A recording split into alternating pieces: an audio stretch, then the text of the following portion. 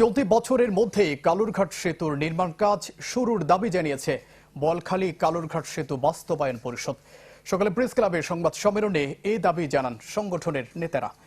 পদ্মা সেতুর মতো অগ্রাধিকার দিয়ে কালুরঘাট সেতুর নির্মাণ কার্যক্রম সর্বোচ্চ নজরে রাখার জন্য প্রধানমন্ত্রী এবং প্রধানমন্ত্রী কার্যালয়ের প্রতি আহ্বান জানান তারা। পরিষদের আহ্বায়ক মোহাম্মদ আব্দুল মোমিন, যুগ্ম আহ্বায়ক মুস্তাফা নঈম, সদস্য সচিব রমেন দাশগুপ্ত সহ নেতারা এই সময় উপস্থিত ছিলেন।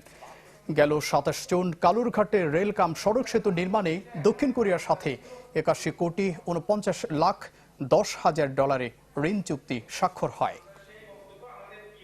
আমরা অন্তরের অন্তঃস্থল থেকে কৃতজ্ঞতা জানাই মাননীয় প্রধানমন্ত্রী জননেত্রী শেখ হাসিনার কাছে।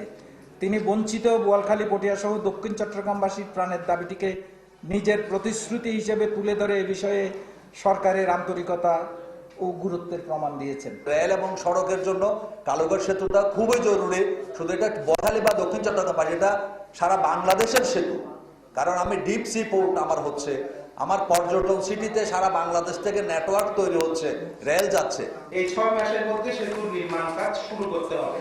অনাকাঙ্ক্ষিত কোনো জটিলতা যেন তৈরি না হয় এবং আমাদের আরো দাবি হচ্ছে যে মাননীয় প্রধানমন্ত্রী এবং প্রধানমন্ত্রীর কার্যালয় যেন এটা নজরদারিতে রাখেন, গণমাধ্যমও যেন এটা নজরদারিতে রাখেন। নগদের কাছে সব গ্রাহকই প্রিয়, তাই তো সারা দেশে ক্যাশ আউট চার্জ সবচেয়ে কম।